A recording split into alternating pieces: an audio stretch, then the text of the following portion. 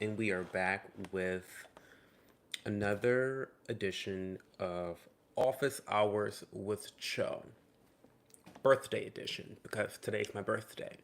Um, Welcome. Not gonna lie, almost canceled. Almost canceled because I'm really tired actually. Like I'm actually tired.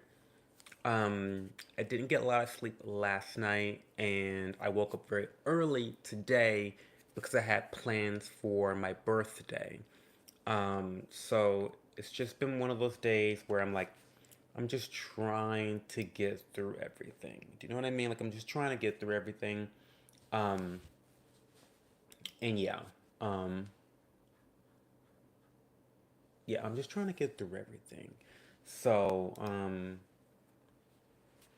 hopefully, we'll get some conversation going today. Um, it probably won't be like a 2 hour situation tonight because, like I said, I'm tired. But obviously, maybe we'll talk about my birthday today, what I did, and if you guys have any questions, we can always get into that. That's what we're here for. We're here for questions. My skin is looking really good. It's always the haircut that does it, I think. It's really, truly, whenever I have a haircut, like a fresh haircut, I feel like I look my best. I can't be the only one that feels that way. I'm sure women feel the same way. Like, oh my god, we got tea. We got tea to discuss too. You know what? Let me get on my Instagram because y'all have been sending in wild shit recently. Hey, darling, how are you? Welcome to the stream. Um, by the way, we were just talking in the DMs and we were talking about Cassandra Bankston. I shouldn't be spraying your tea like this, but we were just talking about Cassandra Bankston, and I didn't even tell you this part. But she's in the middle of a lawsuit, allegedly. I think it's still ongoing. I don't think they've settled. If they have, I have not. I'm not aware. I have not done a lot of research into it. But she's in the middle of a major lawsuit. Someone sent me this. I'm gonna go find it. Let me go find it now.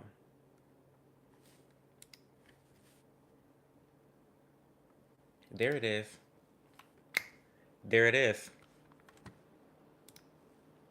There it is. And there it is. View document. Yes, please view the document. Why can't? Oh my god. Mm-mm-mm-mm-mm. I'm gonna tell you what it's for. I'm gonna read it off to you specifically. I'm gonna read it to you so that you know what is going on. Okay. And I wasn't gonna do this here because I'm filming from my phone, and I really feel like we should be looking at this on the screen together as one, looking at the lawsuit. Because here it is. I'll post the lawsuit in the chat. Lawsuit is posted in the chat. So for those that are not watching live, this is why you watch live so that you can gain access to the receipts. You know what? Actually,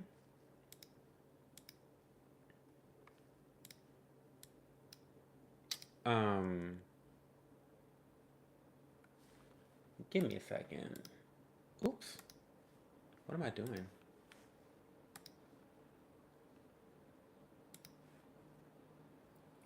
I feel as though. Wait, let's see.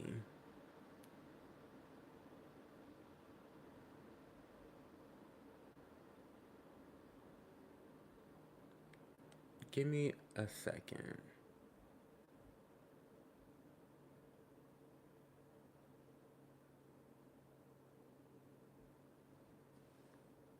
Um,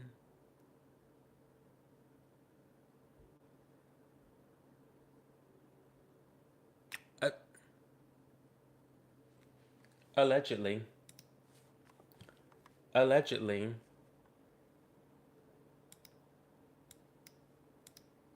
That's what it's giving allegedly. Um,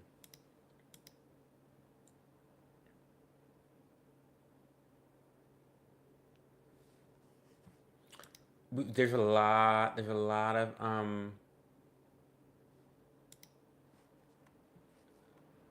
There's a lot of situations. Wait, give me. I'm so sorry. Like,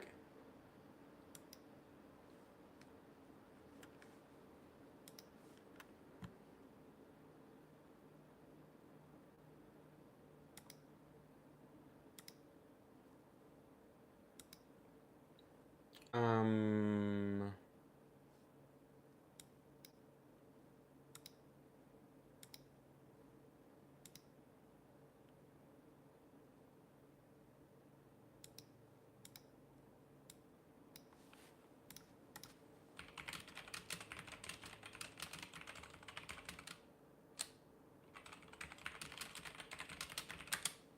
there's a lot going on. There's a lot going on with this lawsuit, and I'm gonna just read the complaint for damages part. And again, this is all allegations. I'm not saying that this is true because I do not know the facts. Hey Kai, welcome to the stream. I do not know the facts of the matter. Um, and I will be posting. So if you have not watched, if you're not watching this live stream, I'm definitely going to post this link on my Patreon.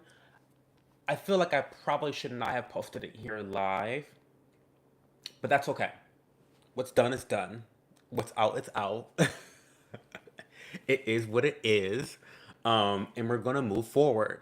Um, but the complaint for damages says number the plaintiff, of course. It's number one, sexual harassment, hostile work environment.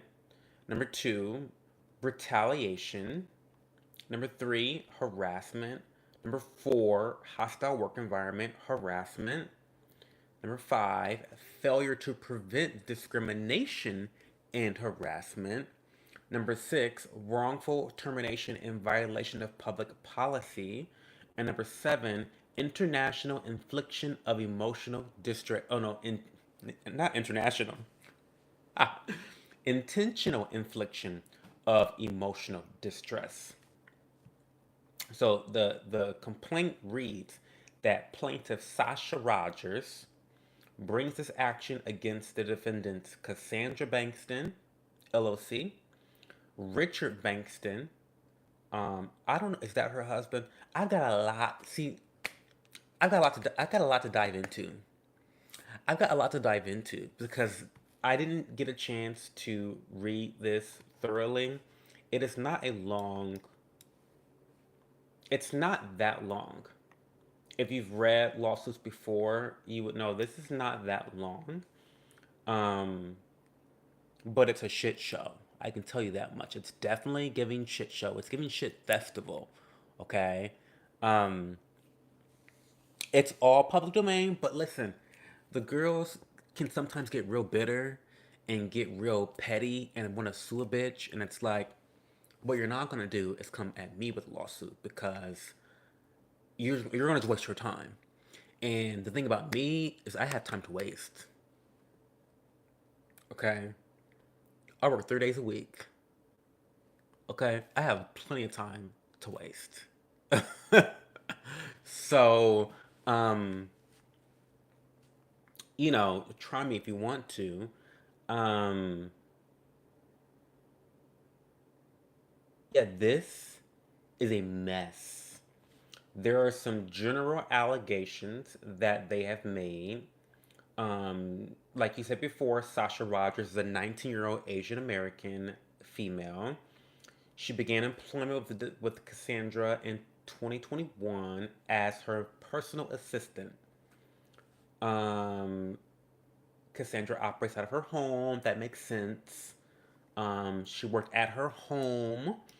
Um, During her employment with the defendants, the plaintiff was allegedly subject to unwanted sexual harassment and exposure by her owner's father, Richard Bankston. Now that's a plot twist there. Because here I am thinking that Richard Bankston is the husband of Cassandra. Does she have a husband or a boyfriend? Apparently not. She's living with her dad. I mean, so from what I'm drawing from the conclusions I'm drawing from this is that Cassandra lives with her father, or he lives with her, because she makes quite a bit of coin. Okay, um, he's living with her. She's paying the bills. She has an assistant come in to help run her business, her successful business of like scamming the girls out of their hard earned money through her influencing because she doesn't properly disclose her advertisements. We've called her out a million times about this shit and she does not care. She gaslights her audience, whatever. Um, and then the father is allegedly sexually harassing her employees. That's crazy. That's crazy. And I'll tell you, I'll be honest, right? I haven't read the rest of this lawsuit, but I do feel bad for Cassandra already because again, I'm making lots of assumptions here. I'm making lots of assumptions to be paying for your father's lifestyle. You're like doing what you're supposed to be doing as a child, giving back to the parents who raised you. She's providing a home over his head. You bring in an employee to help continue to fuel your father's lifestyle, and he wants to throw his penis, his dick on the table in front of the little Asian girl. This makes no sense. I feel bad for her because, like, how embarrassing to have a father like that that behaves like that, that will not only put my business at risk, but put his own livelihood at risk. Because, like, I'm assuming that she's the one pouring the gravy train. Do you know what I mean? Like, that's crazy. This is crazy. So the continues to read. We're just kind of diving all deep into this right now.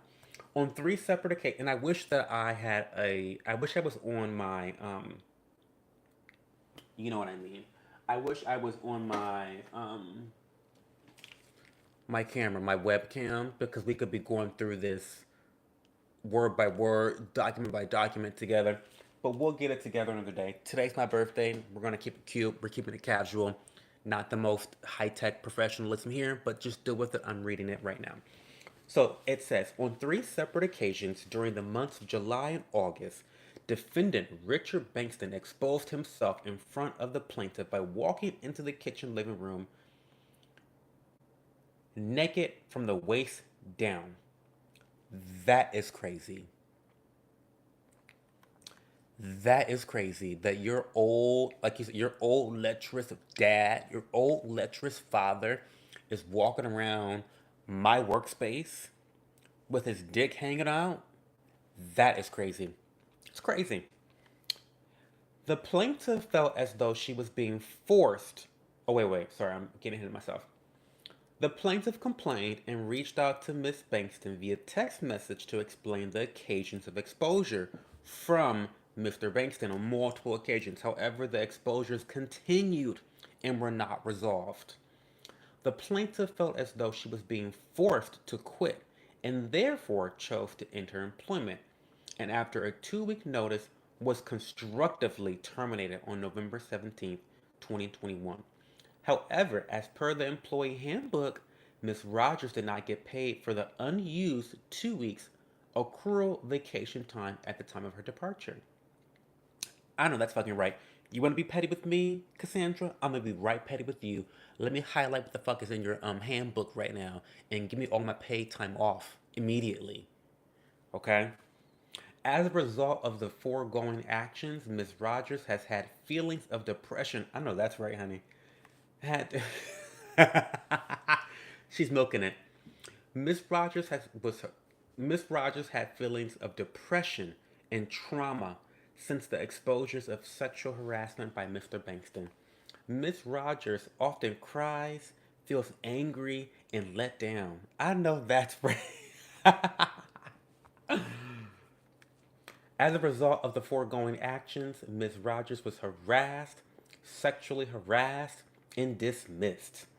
Defendants are also liable for the negligent and or intentional infliction of emotional distress to Miss Rogers' detriment. Oh, this is fucking crazy. This is crazy. Wow. I'm gonna go through this. I'm gonna go through all of this eventually, but this is crazy. Imagine working for someone, coming into their home, and then their dad sexually harassing you continuously, and then your boss not supporting you and defending you against their own disgusting father. Like, I'd quit too. And I'd take every ounce of coin I could from her. Oh, yeah, I'm crying every day.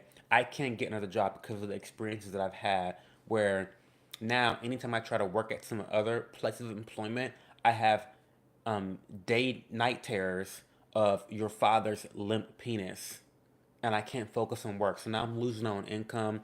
I can barely walk. I can barely talk. I can barely think because of what you did to me. So pay me for my pain and suffering.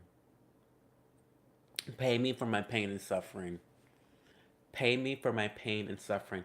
Sasha Rogers, I hear you. Cassandra wanted to be petty, and so Sasha is returning the serve. Sasha's returning the serve. This is crazy. Um, wow.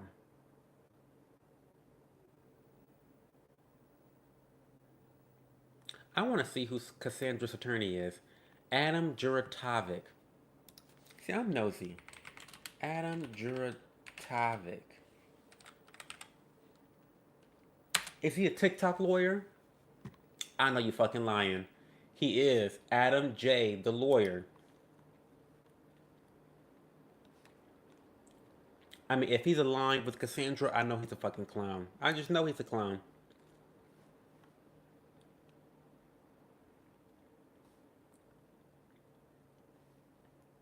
Weird. That's weird. Okay. Not a TikTok lawyer. Not a TikTok lawyer.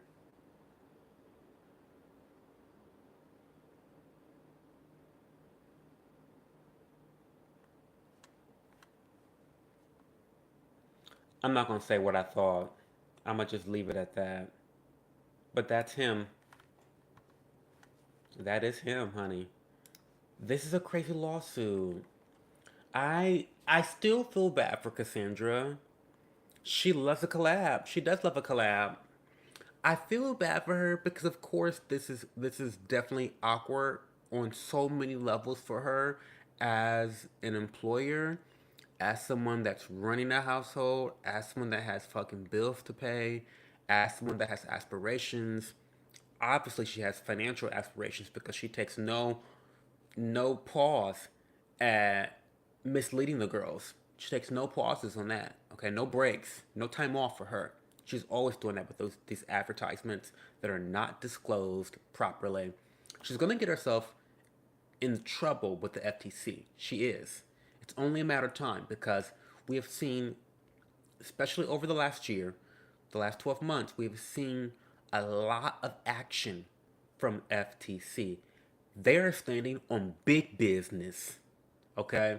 They are fining the girls. They are fining businesses. They are holding businesses accountable for the actions of their influencers.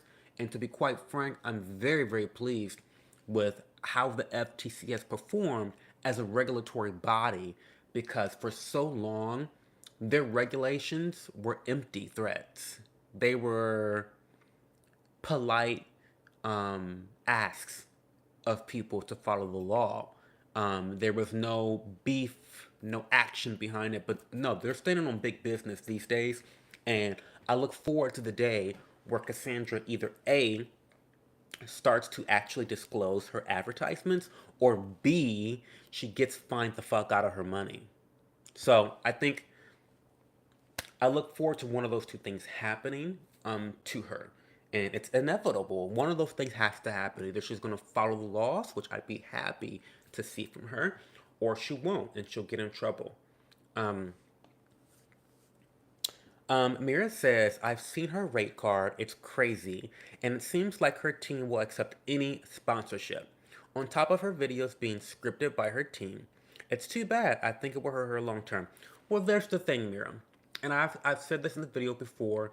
I think that when influencers um, when they behave in ways like this, where they are very unethical, they are very um, money hungry and just very greedy, it works for them in the short term. Okay, they're getting paid on the front end. Okay, so she's winning right now. She's winning big right now. She's making a lot of money. She's super successful. Um, but the foundation is not good.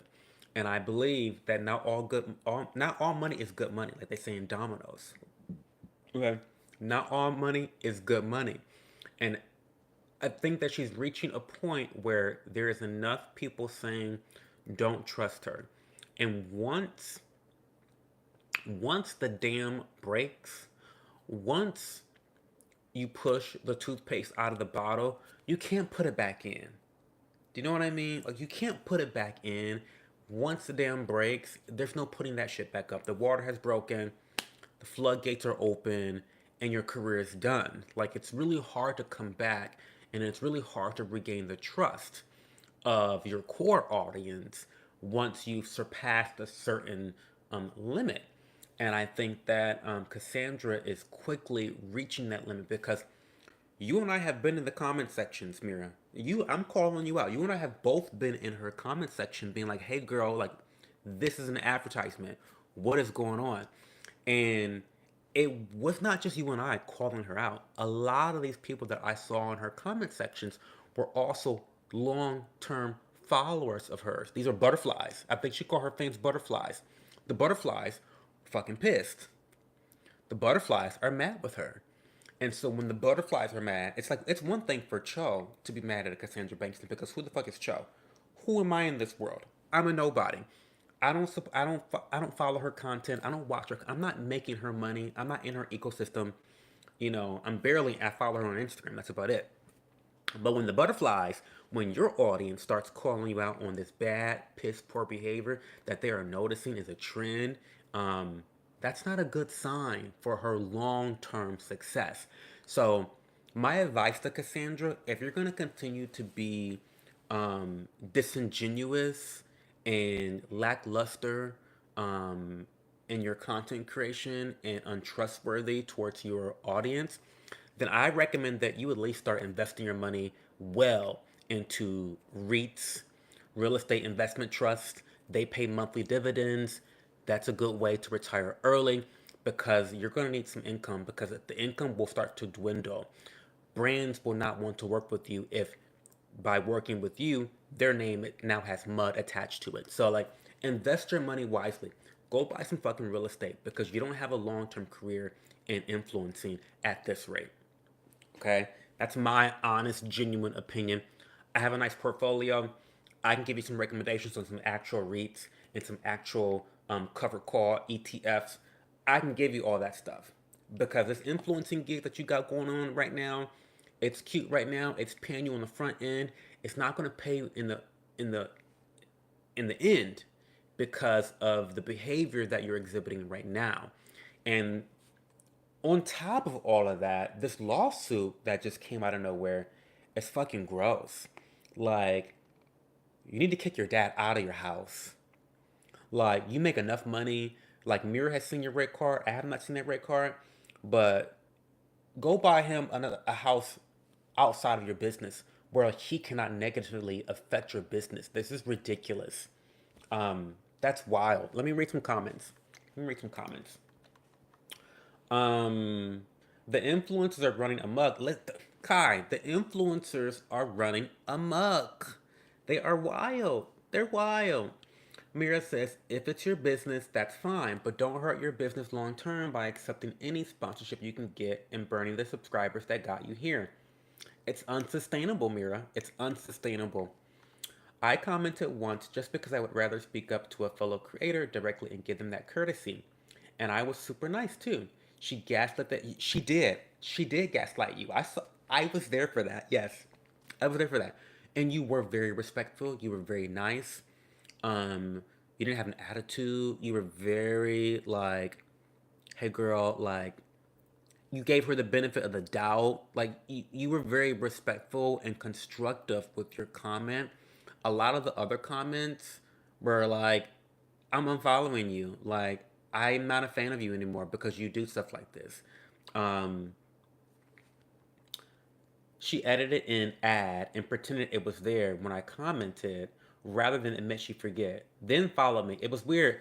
I have receipts.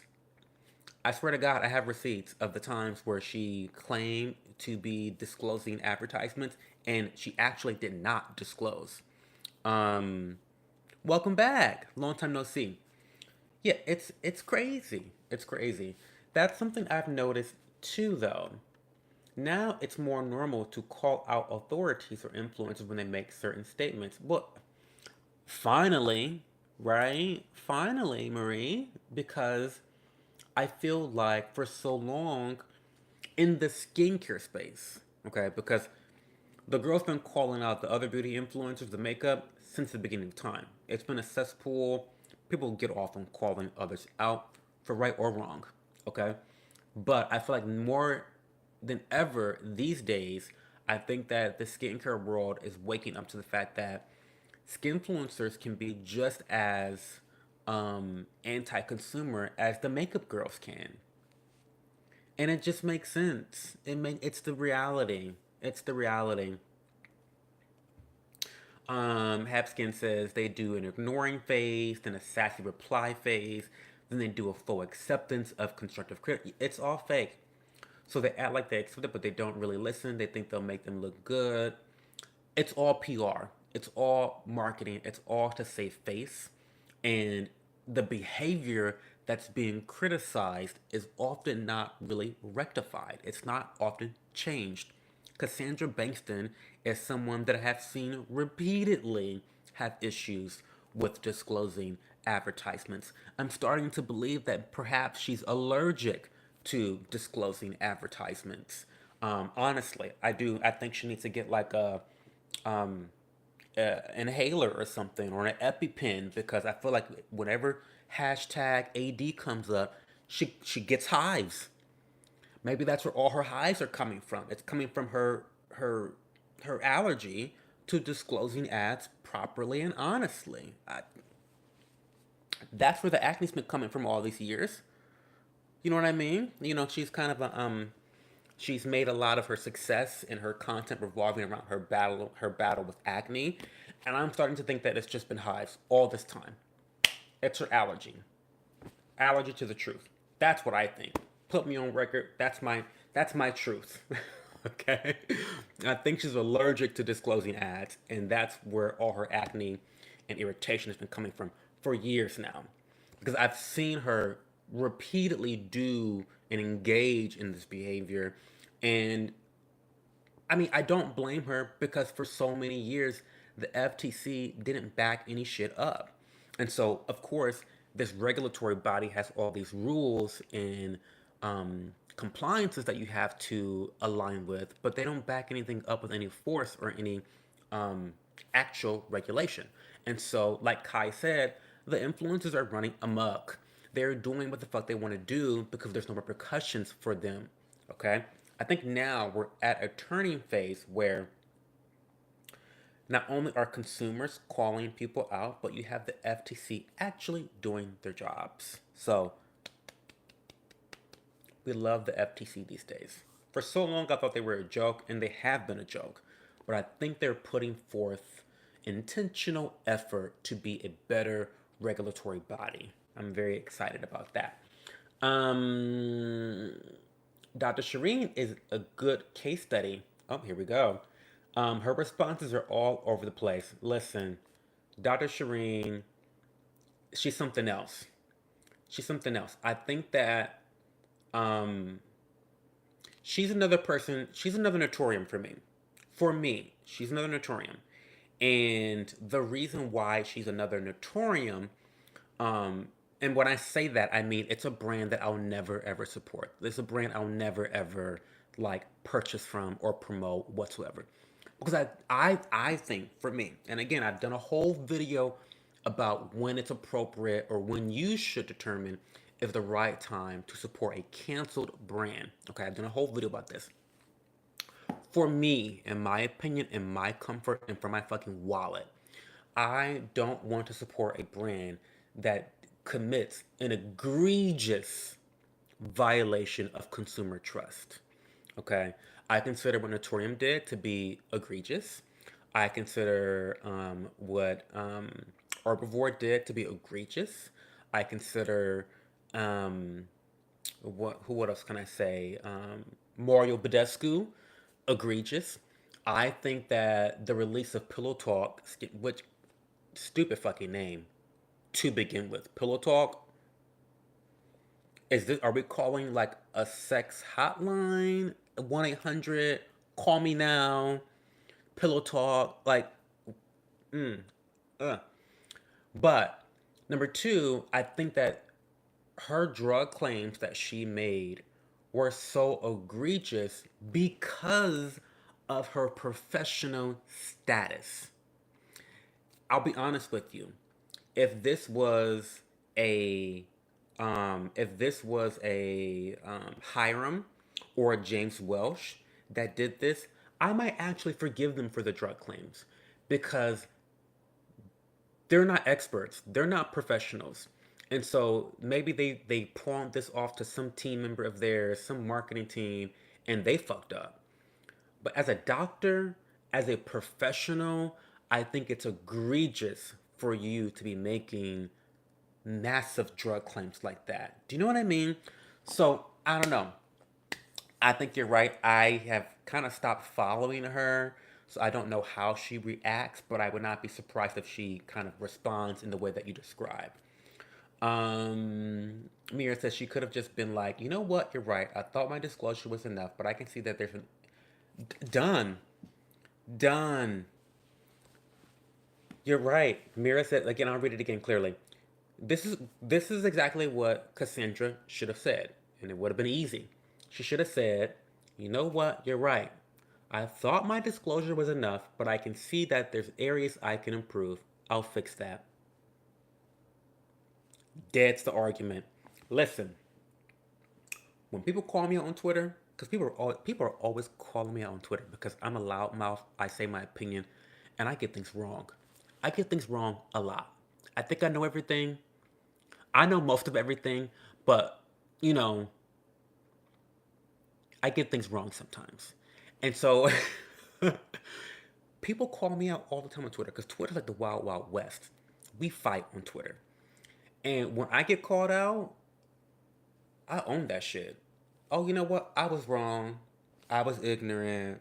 My bad. Ha ha. Like, and we move on. Like, I don't dig in. I don't gaslight. I don't manipulate. And I find that part to be the insulting part because I'm sitting here watching your video that literally has hashtag ad in your video for maybe 3 seconds and it fades away during the countdown. I'm not even lying to y'all. I have a lot of receipts. I don't know if I took a video of her video, but I remember that in one of her advertisements, she had hashtag ad in very small print in the top left fucking corner of the screen, and after 3 seconds, it faded away. What? What? You gotta be kidding me. And then you're gonna get in the comment section and tell me, oh no, I properly disclosed.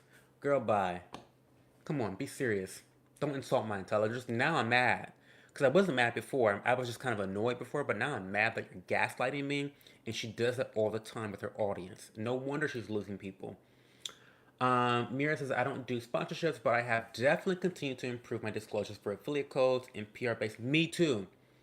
I make mistakes. And there have been times where I have not disclosed. So let me get that out of the way right now. Choke's not perfect. There have been times where I have not disclosed that I have received like a PR product.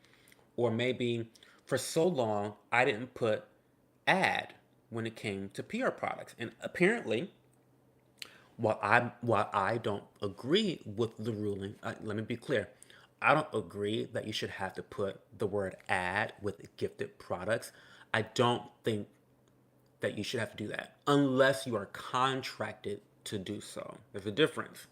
I think if a brand gives you a gift, no strings attached, just here you go, this is for you to try out. I don't think you should have to disclose that that's an advertisement because people think advertising, they think of like payment. I think that ad should be used specifically when there is monetary interest involved, such as affiliate links or paid collaborations.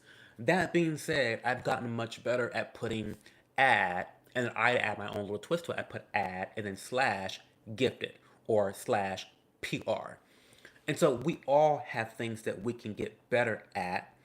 Um, Whether we agree with it or not, I think it's important to follow the law and follow what the regulatory bodies say you should do. She doesn't seem to want to approve. No. Yep. They don't start every video saying I'm a board certified derm. No one cares anymore. Like I'm in the anti dermfluencer camp these days. I'm biased. I'm biased, but I don't care for the dermfluencers. I'm taking a break from dermfluencers. Like there's a handful that I still follow, that I love and that I trust. But for the most part, if I see you on my For You page, block, mute. I want no parts of dermfluencers these days. I just don't. Sorry. Mira says she's had a long history of sharing misinformation. I already wasn't going to buy because of that, but then she released overpriced, mediocre products with drug claims. I mean, I was very disappointed with Dr. Shireen because she's, number one, she's beautiful. Oh, Dr. Shireen, listen,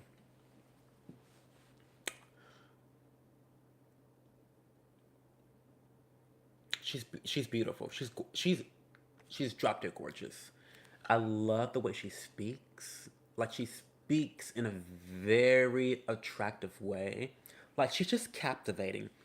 She's kind of like, it's so funny. Why are all the beautiful, drop dead gorgeous women that I don't support their brands? Susan Yara, also drop dead gorgeous. Like I could watch her talk for hours. And I do. I still watch Susan Yara's YouTube video all the time. I like have this like um what do you want to call it? I have this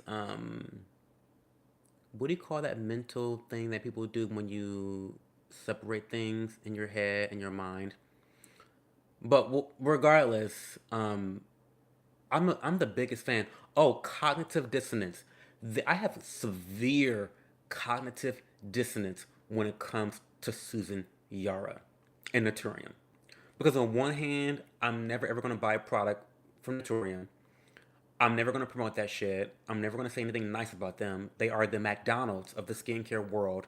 They sell a lot of burgers, but they don't have the best burgers out there. Okay? So that's my opinion on Naturium.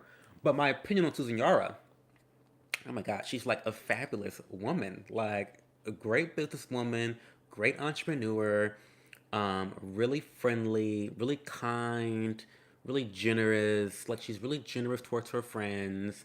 Um, great speaker, great personality. Like I love Susan Yara, but I hate Notorium.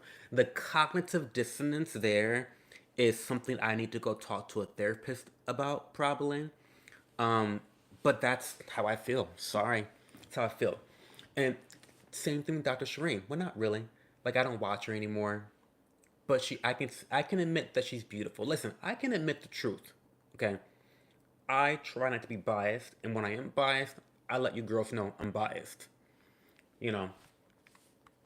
Um. She also made a post about it being dumb when brands put actives in SPA. Then Lat Muffin debunked that. Good. Michelle's always on the girls' necks. That's why y'all can't take Michelle. Y'all can't take Michelle. Let me tell you a little bit about Michelle because let me give you my opinion on Dr. Michelle Lab Muffin Beauty. Um and this is gonna be nuanced. This is gonna be another like me talking out both sides of my mouth. Um, I feel as though Michelle is probably egomaniac. She's probably she's very bitter. I think she's kind of a bitter person, and I think she holds grudges. That being said, on the flip side, she knows her shit. Okay, and you girls hate that about her. Michelle knows her shit, and y'all can never clock her on being wrong about stuff because Michelle is on her shit. Now, you may not like her personality sometimes. I think she's a little prickly. She's a little rough around the edges.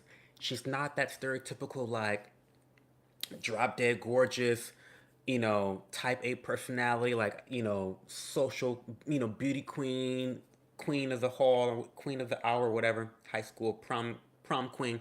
She's not that girl, but she knows her shit and she's committed to the truth and she's committed to education. And I think she tends to not really care about how people feel when it comes to facts. And I love that about Michelle. And that's what I think makes her a trusted source in the skincare community. And I think it's okay for people to not like her for the other reasons. That whole Julian Scamander situation that she was in, I lost a tremendous amount of respect for her because I thought she was being, very sensitive and an egomaniac and kind of crazy. I mean, he was wrong too, but I lost a lot of respect for her watching that. But I think that people come for her sometimes because I think they're jealous. I hate to say that, but she just knows her shit. She knows her shit. Like what are you gonna do? Like be mad about it? you know. Um, I think Michelle is just she's an icon. She's a legend. She continues to be the moment. Sorry. She also debunked Dr. Whitney Bowles' weird makeup advice the other week and was responded to by calling her a bully. See, okay, yeah, they can't take Michelle. They can't take her because Michelle is not gonna kowtow to your feelings. She's not gonna like play the games that I think other people play on social media where you have to always be like super overly nice towards people and you can't criticize other creators. No, she is committed to the truth. And I think that's important and we need creators like that. Like we need creators like that. Michelle is needed in the skincare space. Desperately needed. After she had just corrected her by saying not to dip your makeup. That was ridiculous. Whitney telling the girls to go out and buy vodka for their makeup, craziness. Crazy. I mean, you can't make this shit up. Anything for a moment, though. Anything for a viral moment, the girls will engage in anything for a moment. Mira says, I'm usually more polite, but I have no problem saying Dr. Bo is a hag. Listen, I think that you are always very polite and respectful, but I think that you communicate strongly. You communicate strongly. I think Michelle is sassy. I think she's sassy. I have never seen your comments be sassy, but I've always thought that your criticisms under other people's comments have been constructive and stern, and I think that's great. I think that's great. I think that's what you want. Nothing from being sassy too, but I don't think you've ever been out of bounds or disrespectful towards another creator. I haven't seen it. I think that's why she can be so authoritative because she's actually such an expert. She is. She is. I think she's maybe annoyed at how misinfo is prioritized over actual science. And it is. I follow Michelle for a decade, and she's been kind enough to respond to a few messages of mine. I don't find her bitter at all. She's just plain spoken. Well, I call her bitter because of the situation with Dr. Julian. I think that, and so this is dredging up a lot of old drama, and people may have forgotten the facts of the situation and what happened. But I think that through her beef with Dr. Julian, scam Mander, as I like to call him. Um, I think that one thing I noticed was that she didn't let up. She kept attacking him in his comment sections. She kept, in a way, harassing him. And it's like, girl, we've been ended our friendship. Be done with me. Do you know what I mean? It's like that's what came off as bitter to me. Like you already know that we have a contentious relationship. Why the fuck are you continuing to comment on my content? Why are you trying to undermine my my money, my bag? Why are you trying to hurt me? It just came up as very bitter. It came up as extremely bitter, and I was like, "That's unattractive, girl. Pack it up. He doesn't want to be your friend. He's not gonna apologize. He's moved on. It's time for you to move on too, Michelle. Sorry, get the fuck over it. Move on." She just came off as very bitter throughout that situation, regardless of whether she was right to begin with, because again, these situations, these conflicts are always very nuanced. Michelle had every right to be mad with him. Okay. He was completely wrong. I think that the reason the drama was dragged out, however, was because of Michelle. And so that's where my opinion of her being a bitter person, as someone that holds grudges, that's where that comes from. Because there was a lot of situations, I remember in that video, in that conflict, there was a lot of moments where Michelle could have deaded the relationship and been done, but she kept the shit going. It's like, girl, you're a professional. You got shit to do. Aren't you busy? Why are you still on Julian's dick? Why are you still mad at him? Like he doesn't care. Yeah. it's it just kind of became one of those things where pick your battles. Pick your battles. And I think she kept picking a battle with him when she didn't need to. And she was never going to get what she wanted out of it. And that's the thing. She was never going to get what she wanted out of that conflict. So why are you battling? You know, why are you battling? Dr. Bo was bringing up being a mom, being a scholarship recipient, her father. It was weird. How does that relate to the conflict? Yeah, it's called deflection. But my feelings, it was odd. Yeah, I think she's a human being. Yeah, she's a human being like anyone else, and felt hurt by someone who was not only her friend and a small creator she supported, but he plagiarized her work, and not only that, because again, I will say she had a right to be upset with him. I hate to say this. How do I want to say this? I think this may or may not be true, but I believe that Michelle is a part of the reason why Julian gained a lot of success online. A part. I'm not trying to take away this man's credibility. I'm not trying to say that she's the reason why he's anybody on social media. I'm not saying that. What I'm trying to say is, I think that Michelle really supported him as a friend.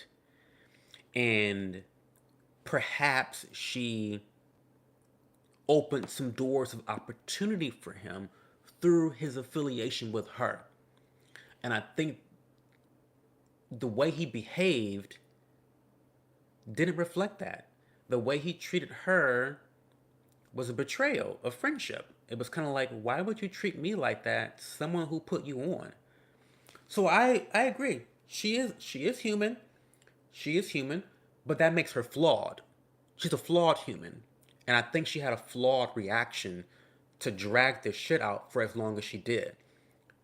I mean, yes, it's true.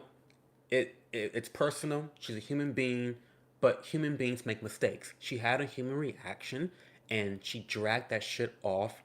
She dragged that shit out for way too long. She looked like a bitter, bitter person that holds grudges. And when you hold grudges, let me preach for a second, because I used to be like this too. I used to be like this too. I I would hold grudges and I would do things to try to get back at people for the way they hurt me. But when you hold a grudge, it's kind of like poison. It's like you're ingesting poison because it doesn't do you any service to get back at the person. You're still right. She was right to begin with. Whether she did him harm or not, she was always right. And so you getting in the mud to wrestle with the pig just makes you look ugly as fuck. You know, like it makes you look ugly. It's human reaction. It's a human moment, but I call it the way I see it. And you know, I just think she looked bitter and she looked like a really grudge holder. She looked like she needed to get a fucking new hobby. She looked like she wasn't very busy. I mean, all those receipts, that whole document she did, that was a lot. That was just a lot. Um, and I think what I'll do, I keep saying I'm gonna make these like videos on my Patreon. I just never do. But I had a moment where um, no, it wasn't just a couple comments. It was not Mira.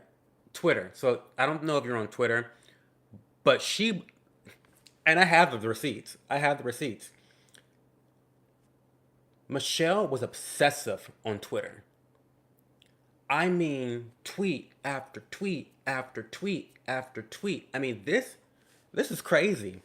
Let me see if I can find them right now for you. Because if I find them, I'll send them to you. It was crazy. Um, and again, she was right in every tweet. I mean, I mean, I can't say she was wrong because all the she was right. She was right. I mean, she was reading the fuck out of Julian on Twitter. Let me go to my retweet. I have a whole folder full of shit. Um, is that it? No, that's not it.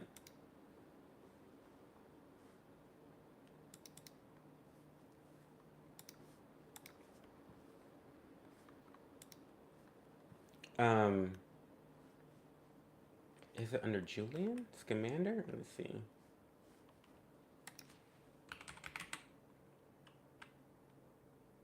Okay, that's not it.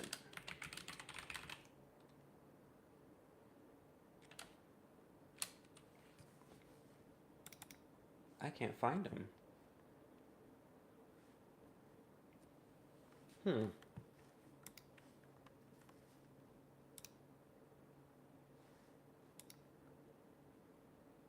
I'll make a note to myself to find those tweets.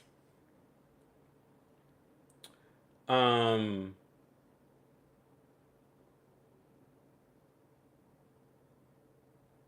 I tend to feel like it's not worth making it public, and that's as someone who's been totally. Yeah, it's. Yeah, I mean, I get it. You want to feel justified because, again, Michelle was right. And I read those tweets, and she had every fact. She's meticulous. Okay, the thing about her, she's meticulous. So the tweets were, I mean, again, she knows her shit. So when she came with receipts on Twitter, she came with receipts on Twitter. She wasn't fucking around with Julian. Okay? She was not fucking around. But again, it just made her look obsessive. It made her look like, why are you talking about this now? Why are you talking about this now? Like this is old tea. This is old news. Y'all are not friends. Nothing has really happened between you two, but you keep going after him. It's like you want a fight. Like she wanted a fight with him. Now, the claims of bullying that he used, I'm being bullied, that's bullshit. No, you weren't being bullied by her. She was holding you accountable for the way you treated her, which is very poorly as a friend. So, I mean, again, there's nuance to this. There's a lot of nuance to that situation, in my opinion. Um, and I know the situation you're talking about your friend, and it's just sad because what do you do? I mean, what do you do? Like a person that hurt you publicly, you want to match that energy with them publicly. So I understand the desire to want to match energy publicly. Okay. Um, I really want to tell a story on my Patreon about how I fell out with one of my dearest friends, Tamara Tattles. Those who may know Tamara Tattles is a gossip. Well, rest in peace. She's passed away. Um, but she was a gossip blogger for reality TV shows, specifically like competition shows like Survivor, Amazing Race, Big Brother, and then also The Real Housewives. And her blog had been featured on Bravo several times. She's actually the one who spoiled Kenya Moore's wedding. She got the exclusive photos and she spread the news that she had been married, and it was hidden from Bravo. And so, and long story short, we were friends for like 10 years, like over 10 years. She knew my partner, she knew me, she knew my address, she had my phone number. Like we were very close. I called her my aunt, I was like her uncle. We had a big falling out. And when I say big falling out, like we cussed each other out in the DMs. We said everything to hurt each other. It was disgusting. And she really, I'm not gonna say details because I've never spoken about this on a public platform. And I think that Patreon is a better format because it's semi public, semi private, in a way where I don't think that the information is going to be weaponized because no one's going to pay $5 for some tea about me of all people. You know what I mean? like no one's buying $5 to get the tea on Cho. Um, but Tamra, my aunt, rest in peace, she really maligned me publicly on her own blog, like with my name. That was so hurtful to me that she would do that to me. It like makes me sad just even thinking about it. Like she came for me publicly. I was a guest blogger for her.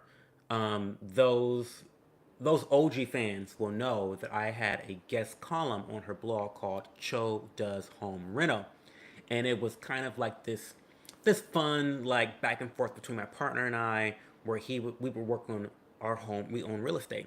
We own a couple houses, and we would do real estate. We would do home renovations on these properties, and so I was kind of like the dumb airhead that's using the tool for the first time.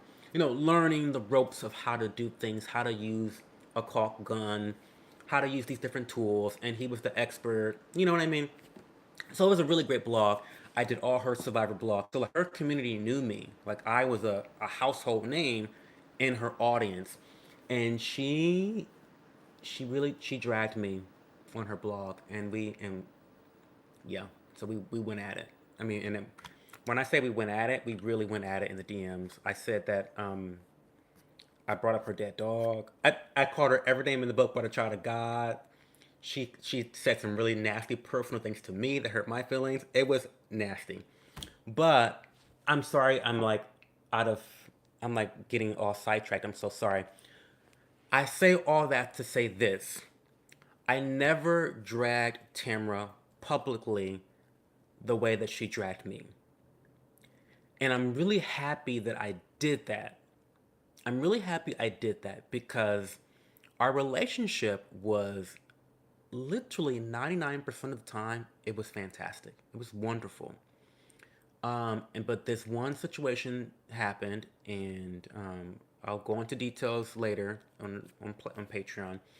And this one situation happened, and it went downhill quickly. It crashed really quickly, like you know what I mean. Like it crashed quickly, and then she passed away.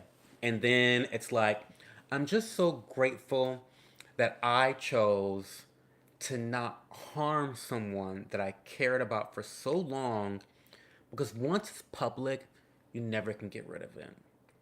You never can get rid of it. Now, it's just difficult. Because I probably could have gained a lot of followers from feuding with her and spilling her tea. Cause she had like thousands, tens of thousands of followers.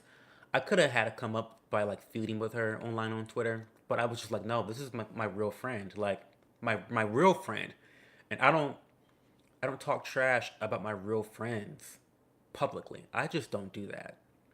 Um, Even if we do fall out, that's just something that I would never do that to a friend. But Mira says there's no right answer. When you realize you've been totally screwed over, you want to speak up. Yeah, you do. You also want people to know that someone's content is your original work too, but not worth it, to be honest. That just fucking sucks though. That fucking sucks because I hate plagiarism, and I know why that's a trigger for you and other people in the education niche, because you work hard for your education. You're not smart just by osmosis. You're not smart just because you were born smart. You've worked. You've worked. And you've worked. And so for someone to steal your content and to profit off of off of said content, not only are you stealing, but you're profiting too. That's like the ultimate that's the ultimate disrespect. So, I don't want to sound like I'm coming off super hard on Michelle, but that's just the way I feel. I understand why she was upset and why she was bitter and why she dragged this shit. I understand completely. But I just don't think that was the right thing to do. Now, my opinion doesn't fucking matter. Honestly, it doesn't matter. People do what the fuck they want to do. People have choices. I all about freedom of choice, you know. But, you know, I like to give opinions. I'm the king of giving unsolicited opinions, and shit that doesn't involve me. So, that's circling back. That is kind of um, where I came from, and I get the sense that her and Julian were real friends. I get the sense it's hard, and Mira, this is hard because how do you determine who is a real friend online? How do you determine that? It's a very, very the ice is thin. The ice is thin. You're walking on very thin ice when you talk about friendships online, because your idea of friendship may not align with their idea of friendship, and it may not be reciprocal. And obviously, Michelle supported Scam Mander um, in a tremendous way. That was never really reciprocated in the way that I believe it deserved to be. And so it's just it's a really tricky situation. But Tamara and I were real good friends.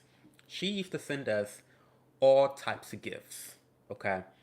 She got me all types of followers on Twitter, and she allowed me to use affiliate links on her blog. So I've made money through my affiliation with Tamara. She really helped to develop me as a writer, as a blogger. So I'm really grateful for everything us was 1% of our friendship. So I have no problem giving people their flowers. No problem doing that at all. Um,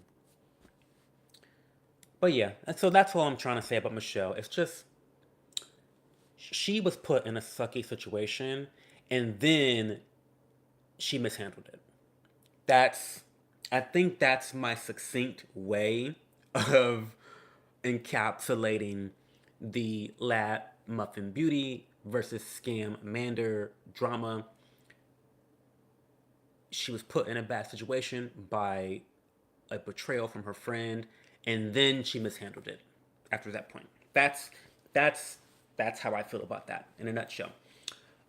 Absolutely. Hours and hours of research for many years, but also it's hard to have a unique perspective and stand out online. And suddenly you have people coming and saying, oh, so and so says that. Yeah. People attribute things to the larger creator, not who said it first. You're right. You're right. You're right. It's the unfortunate reality. It's the unfortunate reality. People do attribute things to larger creators, not who said it first. And she says, Mira says, friendships are definitely hard to navigate online and publicly. You're right. I'll tell you one thing. Um, while I may not fight people, I may not fight my friends online, I will definitely fight for my friend. If people get into comment sections acting crazy and my friends' comment sections, I'm going to be a pit bull. I'm coming for you. I'm that type of friend because I have nothing to lose. Nothing to lose. So I fight for my friends online. If anyone, if I knew that, so for example, like Mira, I consider you a real friend. If if you came under fire and you were not wrong about something, people were like bullying you, I would be in your comment section fighting. You know,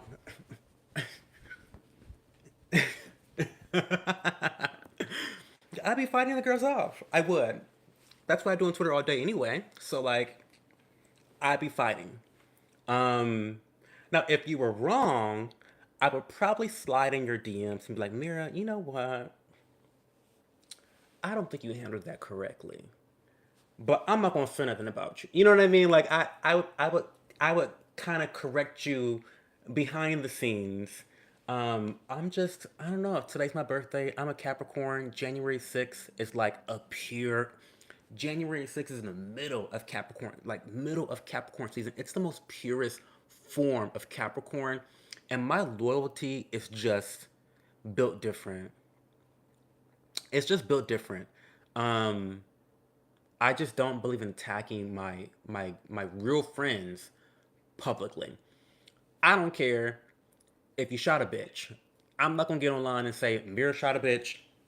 That's just never gonna happen. Sorry, that may make me a terrible person, um, but that's me. I'm just a very loyal person when it comes to it. I may be like Mira, like we got to get you bail money now, and like how could you? How dare you?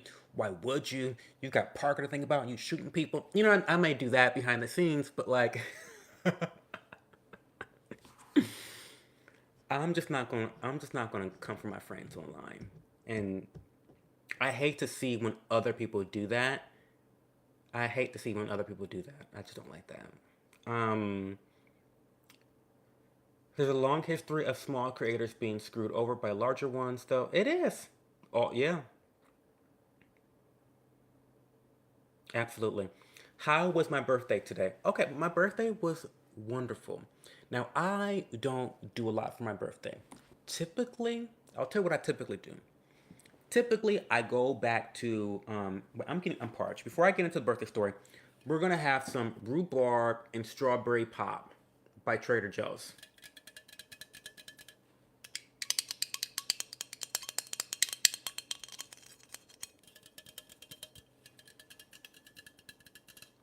Rhubarb and strawberry pop. It's a sparkling beverage made with tart rhubarb and sweet strawberry juice.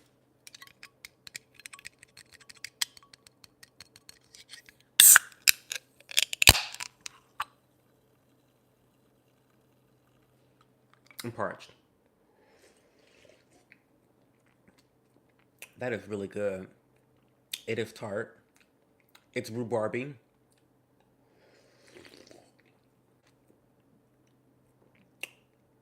That's good. Wow.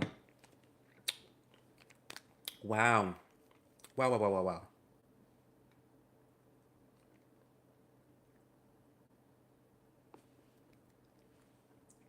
wow. Okay. Birthday.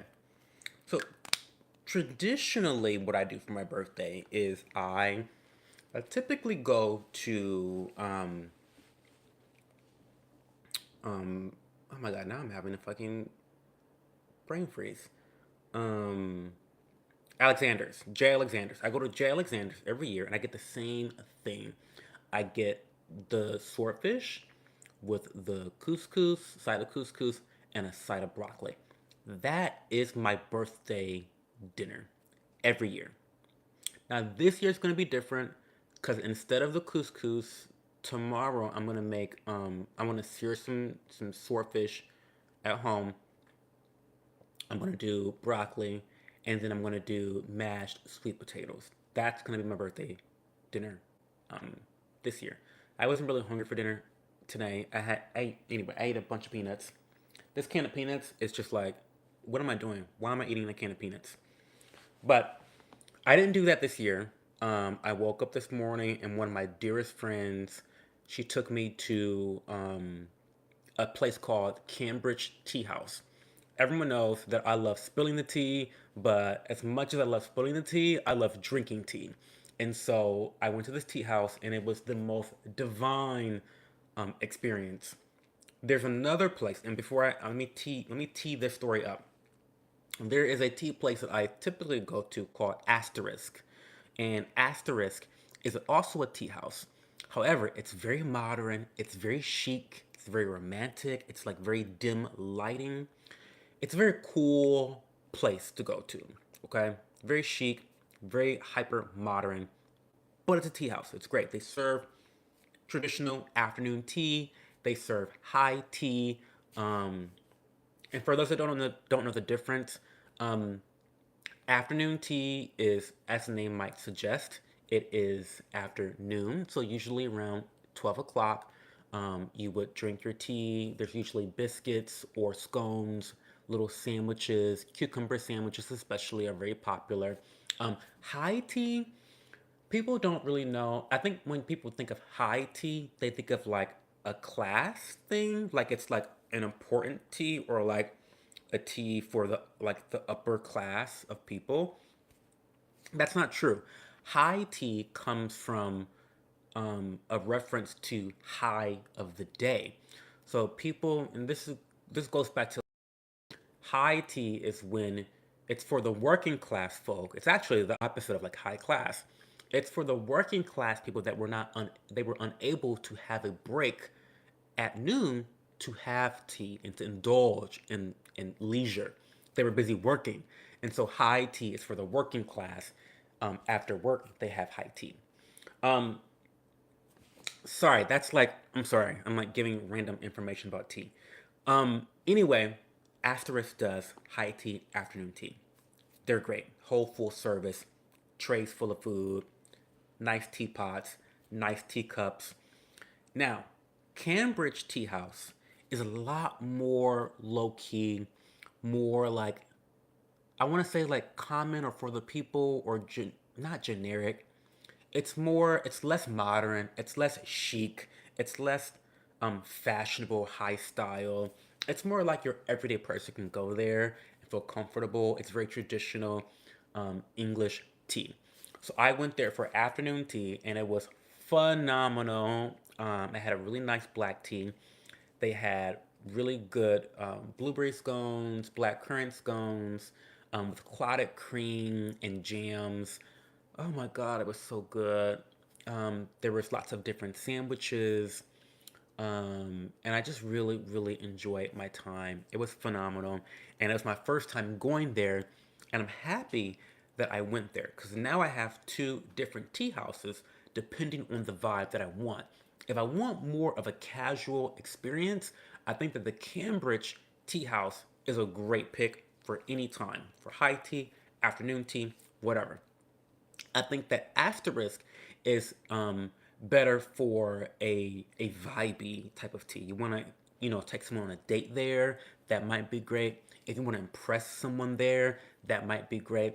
But if you're just going with your good Judy to like have some tea and spill some tea, go to Cambridge. Go to Cambridge. That's where you want to go. You don't got to get dressed up.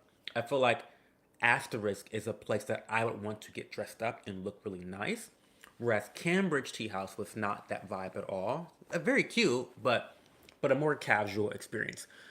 Anyway, that was my big event for my birthday. I really enjoyed the tea selection. I loved the atmosphere. I got home and then I went to the grocery store. Let's talk about the grocery store. Okay. And by the way, guys, I'm like ranting and talking, but like this is still my office hours. So if you have any questions for me about any topic, just put them in the comment section and I'll get to them eventually. Okay? Office hours are all about me answering questions to my community, first and foremost. Okay. So, the grocery store, I don't know. I don't know how y'all do it on the weekends. I actually do not know how people shop on the weekends because everybody's rude, everybody's in a rush, everyone seems to be late, everyone looks disheveled, everyone is just super selfish. I say again, everyone's inconsiderate.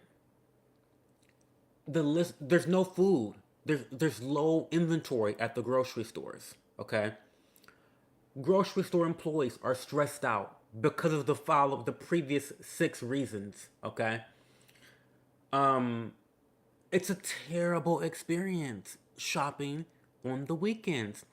Let me tell you, I was in at Trader Joe's.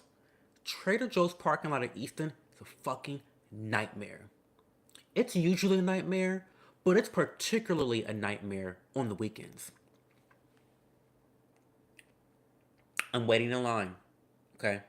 I see a parking spot. I put my blinker on. Put my blinker on.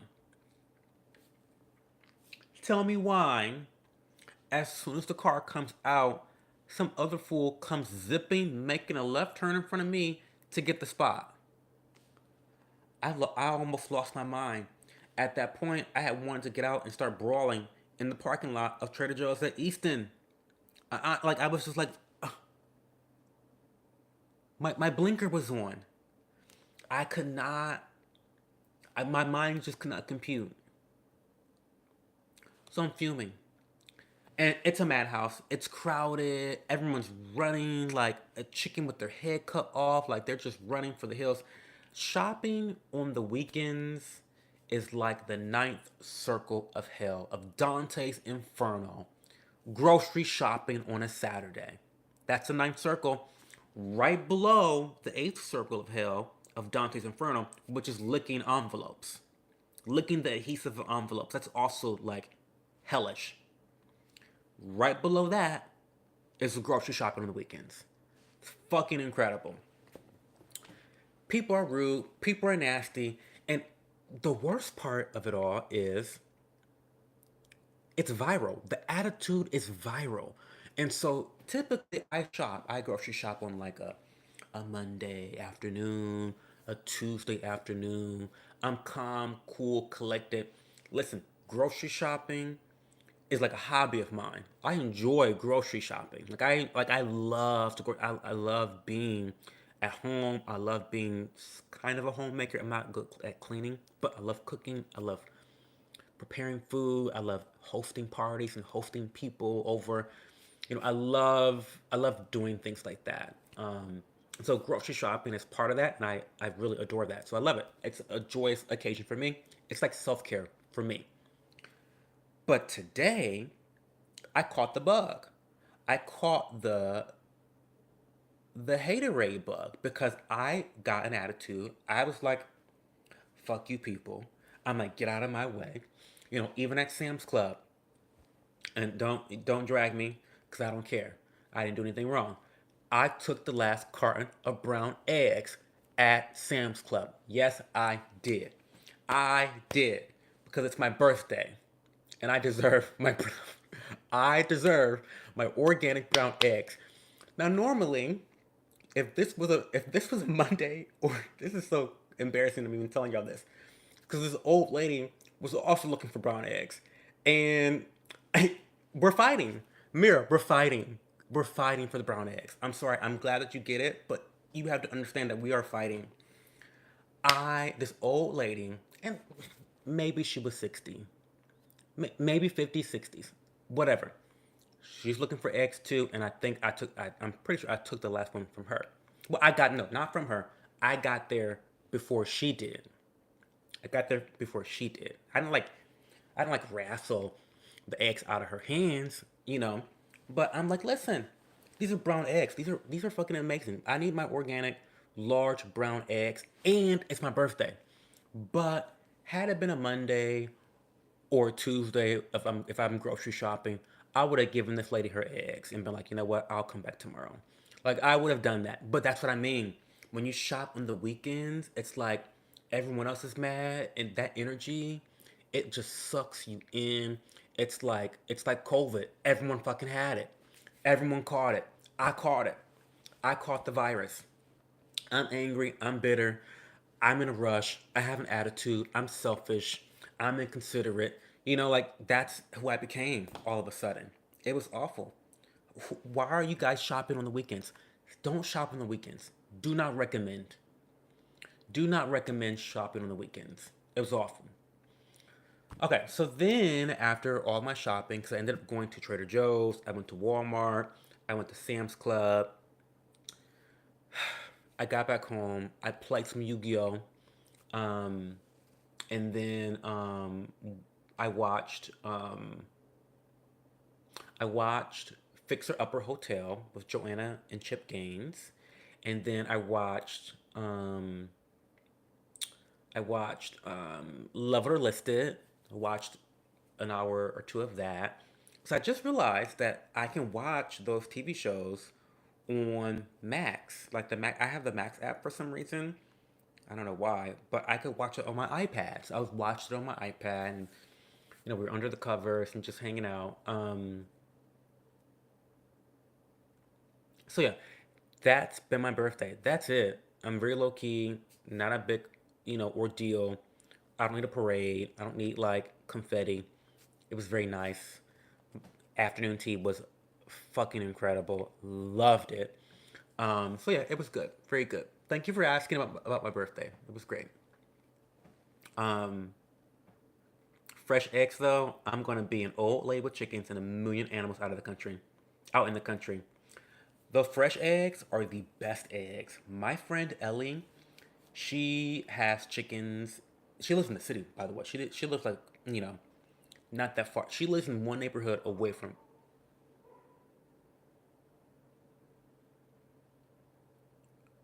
Why is Nina barking?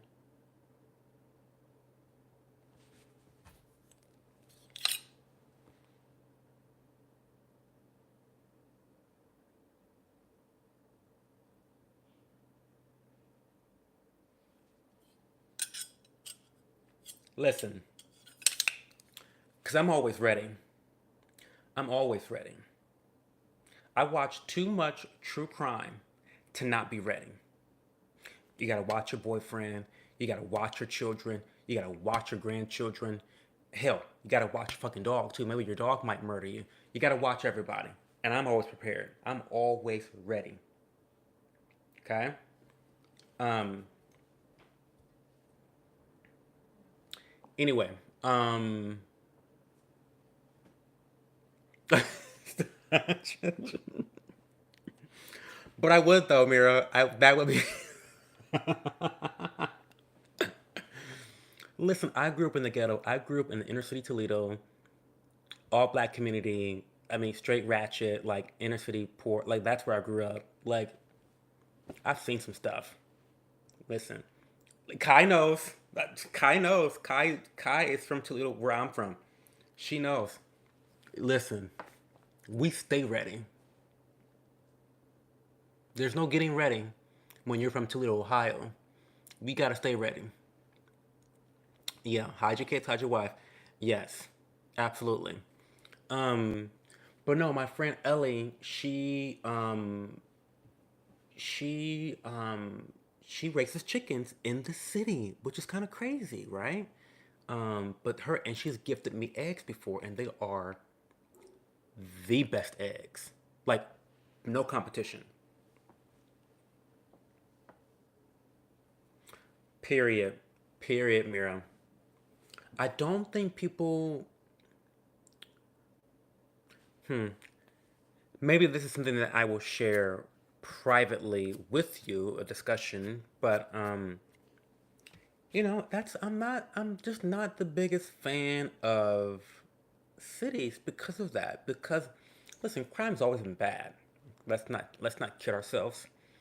But I used to live in an area called New Albany, which is a suburb. It's not exciting. I mean, I'm gonna keep it real. It's not exciting at all. The food in New Albany, terrible. So like there's not a lot of great things about New Albany. However, a couple of the really amazing things is that it is virtually very safe. It's very safe, and the money you pay for rent goes a long way. It buys you a lot of square footage. Pardon me. It buys a lot of square footage, and just the community is safe and generally quiet and has a lot of money, and just with that comes a lot of benefits that are mundane but important. Um, and I miss that. Living in the city is not.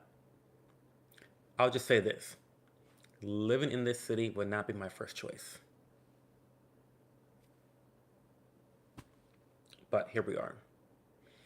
I've been through my share, and what I'll say is I really value a safe neighborhood and a quiet home. I mean, and especially you. I mean, you have children. I don't even have children, and I'm like, that's really important to me. So I imagine that for a family, of course, that is of grave importance. Protecting your child.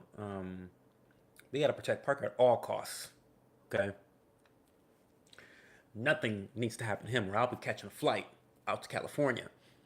Um, anyway, well, guys, I am actually going to end the stream because I need to start working on my tarot reading website. I really want to get a website up for my tarot reading services and start really pushing that because that has been a really cool way that I've been able to provide a lot of value to people. I just gave a really good tarot reading last night to someone, and their feedback was just so profound, and it felt like it was highly motivating for them. And that's always my intention. It's always my intention when I give a tarot reading is like, I am there. I'm not a fucking, what's the word? I'm not a medium. I'm not a psychic. I cannot predict the future. It's not what I do. Okay. But I feel like my tarot readings are similar to um, like being a life coach or being a motivator. And that's always my intention with these tarot readings is to motivate. And the more I do tarot readings, the more I get the feedback. They're like, oh my God, Joe, you really motivate me to do X, Y, and Z. And it lets me achieving X, Y, and Z. And so I really want to lean into that a bit more in 2024 because it seems to be providing value to people that I like a lot. So I think a website is key to that. I think right now a lot of it's mostly word of mouth. And I do a little bit, I mention a little bit here and there on Instagram, but I don't really push it. There's still a little insecurity about how people perceive tarot, if I can be honest. Like I'm a little insecure about that. And I do think that the way people perceive it is somewhat justified. You got a lot of quacks over on TikTok on the Clock app, putting on their witch hat and their cloak and their cauldron and like brewing a cauldron and dishing out cards and all this shit. And it's like, it's not that deep, y'all. It's not that mystical. It's not really like that. That's okay. That's not the way I do it. It is very like motivational in essence. It's very rooted in the logic and common sense. And it's not voodoo. It's none of that. I mean, that's the girls that do stuff like that. They are putting on a show. They are they're putting on stunts and shows for the coin. And if that's their business, that's how they do it, that's fine. But that's not how I've ever done a tarot reading. Um, anyway, my cousin grew up in the suburbs of Georgia with the kind of family that did family dinners, meeting her dates in the living room before they went out. and I always wanted that growing up. Yeah. It was nice listening to you while I did bedtime. There must be interest if I've even ever gotten it from harassment. Oh wow, I didn't know that, Mira. That's awesome. Yeah, they're really good. They're really really good readings. Um, yeah, I the feedback has been phenomenal with in terms of my tarot readings. So, even though it's something that's still low key, I think I really want to get a website up that showcases my work, showcases some testimonials, and really puts my name out there and builds my clientele up a little bit more. I think that would be great. But anyway, guys, thank you so much for being here. As always, I really appreciate you spending any amount of time here when I know you could be spending that time elsewhere, especially on my birthday. Believe it or not, I'm 34 years old, born in 1990. Who would have thought, right? Um, but thank you so much for spending time with me.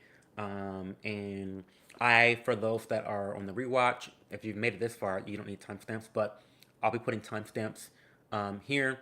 Thank you so much. Thank you. Unwilling to mingle. You should be wanting to mingle. You should be wanting to mingle. Well, no, I know you can't mingle anymore, but that's fine. Um, but thank you again, guys, and I'll be chatting with you guys very soon. Have a good night.